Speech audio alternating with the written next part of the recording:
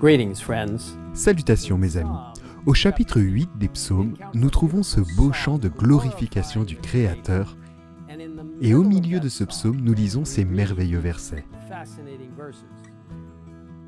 Quand je contemple le ciel, œuvre de tes mains, la lune et les étoiles que tu as placées, je dis, qu'est-ce que l'homme pour que tu te souviennes de lui, et le Fils de l'homme pour que tu prennes soin de lui. Tu l'as fait de peu inférieur à Dieu, et tu l'as couronné de gloire et d'honneur. Vous voyez, dans ce beau passage de louange du psaume 8, nous découvrons la valeur que Dieu a donnée à l'être humain. Dieu est attentif, il se souvient de nous. Il veut être en relation et en communion avec nous. Il nous a fait de peu inférieurs aux anges.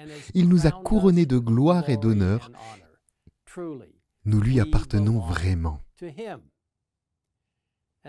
Comme nous le savons, lorsque Dieu a créé les êtres humains, ils étaient parfaits. La Bible nous permet de lire les conversations de la Trinité lorsque, comme le rapporte Genèse 1, verset 26, elle proclame « Faisons l'homme à notre image, à notre ressemblance ». Puis il poursuit comme l'indique le rouleau sacré. Dieu créa l'homme à son image. Il le créa à l'image de Dieu. Il créa l'homme et la femme. Contrairement au reste de la création qu'il a créée à travers la parole, les êtres humains étaient si spéciaux, si chers à Dieu, qu'il s'est penché sur eux et les a formés de ses propres mains. Ces mêmes mains qui seraient un jour clouées sur une croix afin de sauver ceux qu'il avait créés. Agenouillé sur le sol, le Créateur a façonné avec amour le premier homme à partir de la poussière de la terre. Au final, la sculpture était parfaite, à l'intérieur comme à l'extérieur. Puis, se penchant sur cette forme magnifique, le Créateur souffla un souffle de vie dans ses narines et l'homme devint un être vivant. Arrêtons-nous un instant pour examiner un aspect important. Lorsque Dieu a façonné les éléments de la terre pour en faire un corps, il souffla un souffle de vie dans les narines du corps sans vie d'Adam, et ce n'est qu'alors que l'homme est devenu un être vivant. Ce souffle de vie, le souffle du Dieu Tout-Puissant selon Job 33, verset 4, où nous lisons « L'Esprit de Dieu m'a créé, le souffle du Tout-Puissant m'anime. » Cela nous montre que l'être humain est composé d'un corps et du souffle de vie de Dieu. Lorsque les deux éléments sont ensemble, il y a la vie. Lorsqu'ils sont séparés, il n'y a pas de vie. Conscient du besoin de compagnie de l'homme, Dieu a déclaré, comme nous le lisons dans Genèse 2, verset 18, « Il n'est pas bon que l'homme soit seul. Je lui ferai une aide qui soit son vis-à-vis. »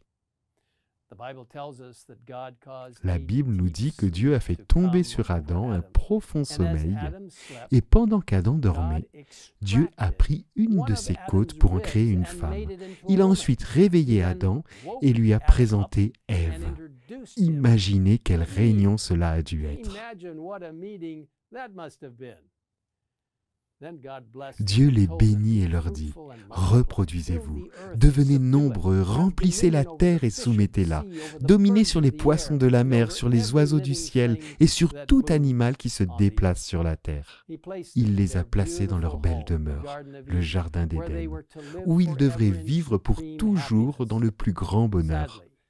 Malheureusement, bien qu'il ait été créé parfait et à l'image de Dieu et placé dans un environnement parfait, Adam et Ève sont devenus des transgresseurs et sont tombés dans le péché, avec toute la douleur, la misère et la mort que cela entraîne. Cependant, Dieu, dans son infinie sagesse, avait un plan pour sauver la race humaine de la ruine éternelle. Et après la chute, il a partagé cet espoir avec Adam et Ève. S'adressant à Satan, Dieu dit, « Je mettrai l'hostilité entre toi, Satan, et la femme, entre ta descendance et sa descendance. Celle-ci t'écrasera la tête et tu lui blesseras le talon. » Le message de Dieu était encourageant parce qu'il annonçait que même si Satan avait soumis l'humanité à son mauvais sort, il serait finalement vaincu et qu'une issue serait offerte pour tous ceux qui choisiraient cette voie par l'intermédiaire de notre Sauveur Jésus-Christ. Cette alliance de la grâce a été élaborée avant même la chute. Les Écritures soulignent qu'avant la création, les personnes de la Trinité ont fait alliance entre elles pour sauver la race humaine si elle tombait dans le péché. Dans Éphésiens 1, versets 5 à 7, nous lisons « Il nous a prédestinés à être ses enfants adoptifs par Jésus-Christ. C'est ce qu'il a voulu, et dans sa bienveillance, pour que nous célébrions la gloire de sa grâce, dont il nous a comblés dans le bien-aimé. En lui, par son sang, nous sommes rachetés, pardonnés de nos fautes, conformément à la richesse de sa grâce. » Et en parlant du sacrifice expiatoire de Jésus, l'apôtre Pierre a écrit « prédestiné avant la création du monde ». Oui, mes chers amis, nous sommes précieux aux yeux de Dieu. Nous sommes l'œuvre de sa création et de sa seconde création par son salut. Comme l'affirme la croyance fondamentale numéro 7 des Adventistes du 7e jour, l'homme et la femme furent créés à l'image de Dieu et dotés d'une individualité, du pouvoir et de la liberté de penser et d'agir. Bien que créés libres, chacun d'eux, constitué d'une unité indivisible, corps, âme et esprit, était dépendant de Dieu pour la vie, dans tous les aspects de l'existence. Quand nos premiers parents désobéirent à Dieu, ils refusèrent de dépendre de Dieu et furent déchus dans leur position élevée qu'ils occupaient auprès de Dieu. L'image divine fut altérée en eux et ils devinrent mortels. Leurs descendants participent à cette nature déchue et en supportent les conséquences. Ils naissent avec des faiblesses et des tendances au mal. Mais Dieu, en Christ, a réconcilié le monde avec lui-même. Et par son esprit, il rétablit chez les mortels repentants l'image de celui qui les a faits. Créés pour la gloire de Dieu, ils sont appelés à l'aimer, à s'aimer les uns les autres et à prendre soin de leur environnement. Vous pouvez en savoir plus sur cette belle croyance fondamentale en visitant le site en bas de l'écran. Mes amis, l'amour de Dieu pour nous est réel. Il nous a créés, nous a rachetés et nous promet qu'un jour il nous transformera complètement. Dans le merveilleux livre Le meilleur chemin, nous lisons cette incroyable pensée.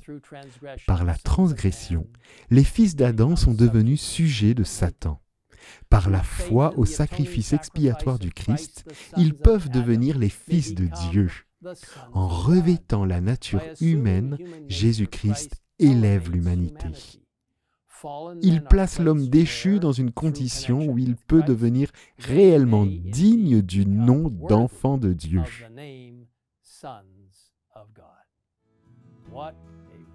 Quel merveilleux Créateur, Sauveur, Rédempteur et ami nous avons en Jésus-Christ. Maintenant, prions le Seigneur. Père Céleste, merci pour le plan du salut.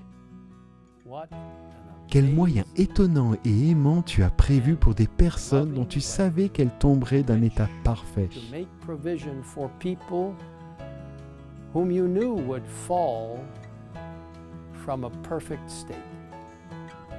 Merci d'avoir envoyé Jésus.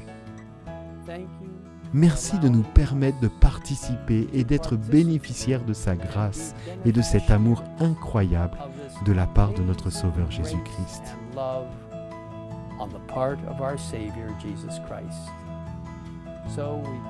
Nous nous remettons maintenant entre tes mains et nous te demandons de continuer à nous transformer à l'image de Dieu. Nous te le demandons au nom de Jésus. Amen. In Jesus' name we ask it. Amen.